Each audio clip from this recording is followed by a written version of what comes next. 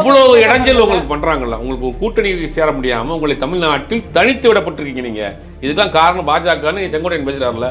CM sir தீய சக்தி திமுக அப்படின்னு பேச தெரிஞ்ச அந்த நாக்கு அந்த வாய் பாஜக பேசுறதுக்கு எங்க போச்சு? உனக்கு பேசிருக்கணுமா இல்லையா? வீரவசனா பேசு. அப்புறம் நீங்க எதுக்கு அரசியல் கட்சி நடத்துற?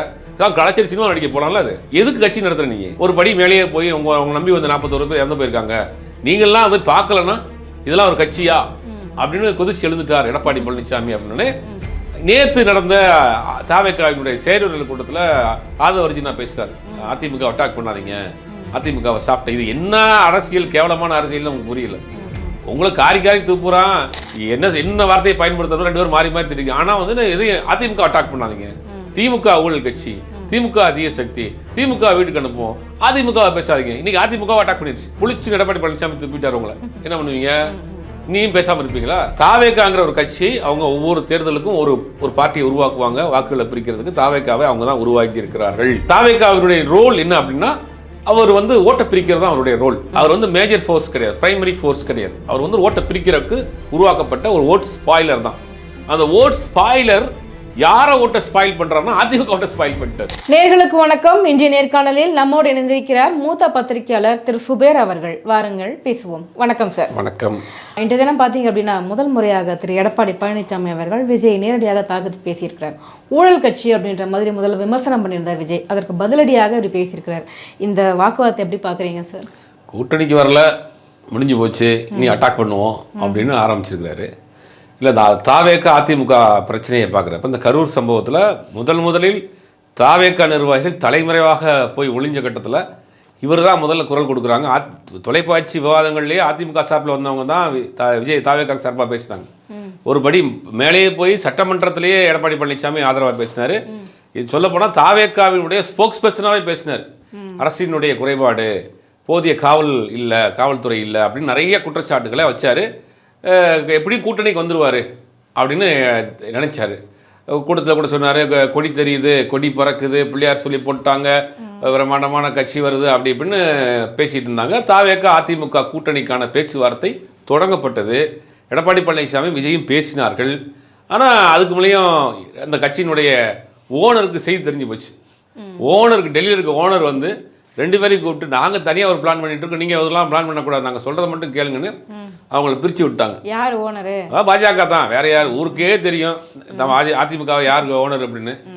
பிரித்து விட்டாங்க. பிரித்து விட்டதுக்கு பிறகு என்ன பண்ணாங்கன்னா, அதிமுக பாஜக கூட்டணி கன்ஃபார்ம் ஆயிடுச்சு. அதிமுக பாஜக கூட்டணி கன்ஃபார்ம் ஆனது பிறகு இவருக்கு அங்கே போவதுக்கான வாய்ப்பு இல்லை, கதவு கட்டாயிருச்சு. ரெண்டாவது, விஜய் வந்து அதிமுக அரசியல் தான் எடுக்கிறார். தன்னை எம்ஜிஆர் மாதிரி சாட்டை எடுத்துக்கிறாரு. அந்த அம்மா பேசின தீய சக்திங்கிற வார்த்தையை பயன்படுத்துறாரு. தான் அதிமுகங்கிறத கிளைம் பண்ணுறாரு.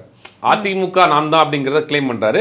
அவர்கள் களத்திலே இல்லை, பலகீனமாயிட்டாங்க, களத்தில் இல்லாதவங்க பற்றி ஏன் பேசணும், எனக்கும் டிஎம்ஏக்கு தான், டிஎம்ஏக்கு தான் போட்டி அப்படின்னு ஒரு நரேஷனை செட் பண்ணுறாரு. அது அதிமுகவுக்கு பலகீனமாகிறதுங்கிறத அவங்க லேட்டாக புரிஞ்சிருக்கிறாங்க, தாமதமாக புரிஞ்சிருக்கிறாங்க. உங்களை தான் காலி பண்ணார் விஜய்ங்கிறத அவங்க ரொம்ப லேட்டாக புரிஞ்சிருக்கிறாங்க. அதிமுக நிர்வாகிகள் மொத்தமாக போக ஆரம்பிச்சிட்டாங்க. இப்போ பார்த்தீங்கன்னா செங்கோட்டையன் போயிட்டாரு, ஜேசிடி பிரபாகரன் போயிருக்காரு, பல பேரும் கூப்பா கிருஷ்ணன் போயிருக்காரு. செங்கோட்டையன் ஜேசிடி பிரபாகரனுக்குலாம் பெரிய ஆதரவாளர் கிடையாது, அதனால போறதை பற்றி கவலை இல்லை. அப்படியே ஒரு கட்சியில் ஒரு சில முக்கிய தலைகளாக இருந்தவர்கள், முகமாக இருந்தவர்கள் ஒரு தடவை போகிறப்ப அந்த கட்சிக்கு பலகீனமாக தானே இருக்கணும். அவங்க ஓட்டை பிரிக்கிறாங்களோ இல்லாதான்னு கட்சி ஒரு ஃப்ரேமை பார்க்குறப்ப அவங்க தலைவர்களாக இல்லைங்கிறது ஒரு பெரிய மைனஸ் தானே. அப்போ நிறைய பேர் போகிறாங்க. சில மாவட்ட செயலாளர் போயிருக்கிறாரு, நேற்று கூட ஏதாவது மாவட்ட செயலாளர் போயிருக்கிறாரு, ஒரு முன்னாள் எம்எல்ஏ போயிருக்கிறாரு. அப்படிங்கும்போது அவங்களுக்கு வந்து ஒரு பெரிய ஒரு கலக்கத்தை கொடுக்குது. ரெண்டாவது, திமுக எதிர்ப்பு அரசியலை, அதிமுகவினுடைய பேஸ் அரசியலை இவர் கையில் எடுக்கிறாரு. அப்போ நம்ம கட்சி பலகீனமாக போகுது, நம்மவாகத்தான் வந்து விஜய் வந்து பிரிக்கிறாரு அப்படின்னு அவங்க லேட்டராக புரிஞ்சுக்கிட்டு நம்ம கூட்டணிக்கு வரல, நம்மளையும் இங்கே காலி பண்ணுறாரு. அப்படிங்கும்போது இப்போ அவங்க எதிர்க்கிறது பேசுகிறாங்க. இதே எடப்பாடி பழனிசாமி தான் வந்து அரசாங்கத்தின் மீது கூட சொல்லிக்கிட்டு தாவேக்கா மேலே எந்த தப்பு இல்லைன்னு அப்படியே பல்ட்டி அடிக்கிறார். இந்த அரசியலை தமிழ்நாட்டில் பார்த்தீங்கன்னா வடநாடுகளில் தான் அந்த மாதிரி அரசியல் நடக்கும். முதல் நாள் ஒன்று பேசுவாங்க, அடுத்த நாள் ஒன்று பேசுவாங்க. தமிழ்நாட்டிலே அந்த அரசியல் வந்துச்சுங்கிற ஒரு இதாக தான் இருக்குது. ஏன்னா டிடி விஜயநாதன் பார்த்தீங்கன்னா போன வாரம் வரைக்கும் வர கடுமையாக விமர்சனம் பண்ணிட்டு இருந்தால், இந்த வாரம் நாங்கள் பங்காளி அனந்த மீன் போகிறாரு. இவர் போன மாதம் வரைக்கும் தாவேக்காவுக்கு சப்போர்ட் பண்ணிட்டு இருந்தோம், இந்த மாதம் வந்து பல்ட்டி அடிக்கிறாங்க. இப்போ இவர்கள்ட்ட ஒரு கொள்கையற்ற தன்மை இருக்குங்கிறது தான் உண்மை. இந்த தடுமாற்றத்திற்கும் இந்த பல்ட்டிக்கும் என்ன காரணம் அப்படின்னா, இவங்கள்ட்ட ஒரு கொள்கை பிடிப்பு இல்லை, கொள்கையற்ற தன்மை தான் இந்த மாதிரியான விஷயங்களுக்கு சந்தர்ப்பம் தான் அரசியல் நினைக்கிறாங்க. சந்தர்ப்பவாத அரசியல் மட்டும்தான் சரியான அரசியல், அதுதான் வெற்றிகரமான அரசியல். நம்ம யார்கிட்ட கூட்டணி வச்சிருக்கோமோ அவங்கள ஃபேவர் பண்ணுவோம், வெளியில் போனால் அட்டாக் பண்ணுவோங்கிற அந்த ஒரு விஷயத்தை பண்ணுறாங்க. அது எல்லா கட்சியும் பண்ணுறது. ஆனால் ஒரு ஒரு கால இடைவெளி கூட இல்லாமல் இவங்க அந்த வேலையை செய்கிறாங்க அப்படிங்கிறது வடநாட்டில் நடக்கும். வடநாட்டில் சமீபத்தில் இறந்து போனாரே அஜித் பவாரை வந்து பிரதமர் ஒரு மேடையில் பேசுறாரு, 7000 கோடி ரூபாய் ஊழல் பண்ணியிருக்கிறாரு, அவரை நாங்கள் சும்மா விட மாட்டோம்னாரு. 2 நாள் கழிச்சு அப்படியே வந்து அவர்கிட்ட போய் சேர்ந்தார்.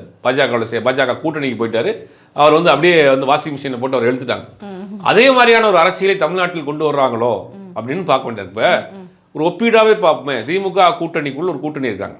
அவங்க எதற்காக திமுக கூட்டணியில் இருக்கிறாங்க அப்படின்னா, மாநில உரிமை, மாநில நலன், சுயாட்சி, திராவிட அரசியல், பாஜக எதிர்ப்பு, மதவாத எதிர்ப்பு, இதெல்லாம் அவங்க ஒரே புள்ளியில் நிற்கிறாங்க. அவங்க எந்த காம்ப்ரமைஸுக்குமோ எந்த இடையூறுக்குமே அவங்க இல்லை. நம்ம கம்யூனிஸ்டுகளை பொறுத்த வரைக்கும் அகில இந்திய அளவில் இந்த கூட்டணியில் இருக்கிறது சரியாக இருக்கும்னு அவங்க தொடர்ந்து பயன் பண்ணுறாங்க. காங்கிரஸ்குள்ள ஒரு சில பேர் முன்ன பின்ன அவங்க இது பண்ணால் கூட காங்கிரஸ் என்ன முடிவு எடுக்க போகுதுன்னு தெரியல. கண்டிப்பாக அந்த கூட்டணியில் இப்போ வரைக்கும் இருக்கிறாங்க. மற்ற விசிகாவை பொறுத்த வரைக்கும் விசிகாவை ரொம்ப தெளிவாக இருக்கிறாங்க, அந்த கூட்டணியில் தான் இருக்கிறாங்க. அப்போ இவர்களை பொறுத்த வரைக்கும் இந்த கட்சியாக இருக்கட்டும், பாமகவாக இருக்கட்டும், தேமுதிகவாக இருக்கட்டும், விஜயினுடைய பார்ட்டியாக இருக்கட்டும், விஜய் வந்து பேச்சுவார்த்தை நடத்தினார். முதல் ஆரம்பத்தில் சீமானோட பேச்சுவார்த்தை நடத்தினார். அப்புறம் அதிமுக கூட எல்லாம் அதிகாரப்பூர்வமாக எல்லாத்தையும் கூட வந்த செய்திகள் தான் பேச்சுவார்த்தை நடத்தினாருங்கிறது. அப்போ இதெல்லாம் இருக்கிறப்ப இவங்களுக்கு ஒரு கொள்கை தெளிவு இல்லாமல் தானே இருக்குது. அப்போ தேர்தல் அரசியலை தான் இவங்க முன்னிலைப்படுத்துகிறாங்க. தேர்தல் அரசியலில் தனக்கான கணக்குகள் சரியாக டேலி ஆகலைன்னா உடனே அவங்கள வந்து தாக்கக்கூடிய வேலையை பார்க்குறாங்க. இன்றைக்கி அந்த கட்சி நிர்வாகிகள்லாம் பேசிக்கிட்டு இருந்தாங்க. ஒரு படி மேலேயே போய் அவங்க நம்பி வந்து 41 பேர் இறந்து போயிருக்காங்க, நீங்கள்லாம் அதை பார்க்கலன்னா இதெல்லாம் ஒரு கட்சியா அப்படின்னு கொதிச்சு எழுந்துட்டார் எடப்பாடி பழனிசாமி அப்படின்னு. நேற்று நடந்த தாவேக்காவினுடைய செயலர்கள் கூட்டத்தில் ஆதவர்ஜினா பேசுகிறார், அதிமுக அட்டாக் பண்ணாதீங்க, அதிமுகவை சாப்பிட்ட. இது என்ன அரசியல், கேவலமான அரசியல் நமக்கு புரியல. உங்களை காரி தூப்புறான், உங்களை வந்து என்ன வார்த்தையை பயன்படுத்தணும், 2 பேரும் மாறி மாறி திட்டிங்க. ஆனால் வந்து எதையும் அதிமுக அட்டாக் பண்ணாதீங்க, திமுக ஊழல் கட்சி, திமுக அதிக சக்தி, திமுக வீட்டுக்கு அனுப்புவோம், அதிமுக பேசாதீங்க. இன்னைக்கு அதிமுக அட்டாக் பண்ணிடுச்சு, புளிச்சு எடப்பாடி பழனிசாமி துப்பிட்டார். உங்களை என்ன பண்ணுவீங்க? நீயும் பேசாமல் இருப்பீங்களா? அப்போ இது என்ன விதமான அரசியல், உங்க நோக்கம் என்னங்கிறது ஒன்றும் புரியல. இதில் செங்கோட்டையன் பேசும்போது சொன்னார் நடுவில், நாங்கள் யார் கூட கூட்டணி பேசினாலும் டெல்லியிலேருந்து உடனே பாஜக கிளம்பி வந்துடுறாங்க அப்படின்னு. எதை அடிப்படையாக வச்சு சொன்னார்? ஒருவேளை நீங்கள் சொன்ன மாதிரி அதிமுகவும் தாவேகவும் கூட்டணி பேச்சுவார்த்தையில் ஈடுபட்டதுனால அந்த மாதிரி சொல்கிறாரு. ரொம்ப தெளிவாக நான் பல இடங்களில் சொல்லியிருக்கேன், நம்ம வாகை தமிழ்லையும் பேசியிருக்கிறேன். அதிமுக அந்தமா மறைவுக்கு பிறகு முழுவதும் பாஜகவினுடைய கட்டுப்பாட்டில் தான் இருக்குது. அவர் தான் நிர்வகிக்கிறாங்க, அவங்க தான் கூட்டணி முடிவு பண்ணுறாங்க. 2024 தனிச்சு நிற்க வச்சாங்க, திருப்பி இப்போ சேர்த்துருக்குறாங்க. யாரை கூட்டணியில் கொண்டு வரணும், யாரை கூட்டணியில் கழட்டி விடணும், எல்லாமே அவங்க தான் முடிவு பண்ணுறாங்க. அப்போ தாவேக்காங்கிற ஒரு கட்சி அவங்க ஒவ்வொரு தேர்தலுக்கும் ஒரு பார்ட்டியை உருவாக்குவாங்க, வாக்குகளை பிரிக்கிறதுக்கு தாவேக்காவை அவங்க தான் உருவாக்கி இருக்கிறார்கள். தாவேக்காவினுடைய ரோல் என்ன அப்படின்னா, அவர் வந்து ஓட்டை பிரிக்கிறது தான் அவருடைய ரோல். அவர் வந்து மேஜர் ஃபோர்ஸ் கிடையாது, பிரைமரி ஃபோர்ஸ் கிடையாது. அவர் வந்து ஓட்டை பிரிக்கிறதுக்கு உருவாக்கப்பட்ட ஒரு ஓட் ஸ்பாயிலர் தான். அந்த ஓட் ஸ்பாயிலர் யாரை ஓட்டை ஸ்பாயில் பண்ணுறாங்கன்னா அதிமுக ஓட்டை ஸ்பாயில் பண்ணிட்டார். அவங்க திமுக ஓட்டை டேமேஜ் பண்ணணும்னா அதிமுக டேமேஜ் பண்ணுறாங்க. இப்போ அவங்களுடைய விஜய்க்கு கொடுக்கப்பட்ட அசைன்மெண்ட் என்னென்னா, இந்த கோஸ்டல் ஏரியாவில் இருக்கக்கூடிய ஃபிஷர்மென், இஸ்லாமியர்கள், கிறிஸ்தவர்கள், தலித்தோட்டுகள், அப்புறம் முதல் தலைமுறை வாக்காளர்கள், இதுதான் அந்த வாக்குகள். இந்த வாக்குகள் கண்டிப்பாக அதிமுக பாஜக கூட்டணிக்கு விழுகாது. அப்போ இந்த ஓட்டை வந்து திமுகவுக்கு போகாமல் நீங்கள் வந்து ஒரு ஓட்டை வந்து பிரித்து விடுங்க, ஸ்பாயில் பண்ணி விடுங்க, செக் டைம் மாதிரி பிரித்து விடுங்கிறது அவர் கொடுக்கப்பட்ட வேலை. இப்போ அதிமுக அந்த கோஸ்டல் ஏரியாவில் இருக்கக்கூடிய ஃபிஷர்மேன் ஓட்ஸ் எல்லாமே எப்பயுமே திமுக கூடாது. அது எப்பயுமே ஏடிஎம்கே ஓட்டு பார்த்தீங்கன்னா எப்பயுமே மாறி மாறி அந்த பகுதியில் நாகப்பட்டினத்துலேருந்து நீங்கள் வரிசையாக எடுத்துக்கிட்டிங்கன்னா அதிமுக தான் ஜெயிக்கும், ஸ்ட்ராங்காக இருப்பாங்க.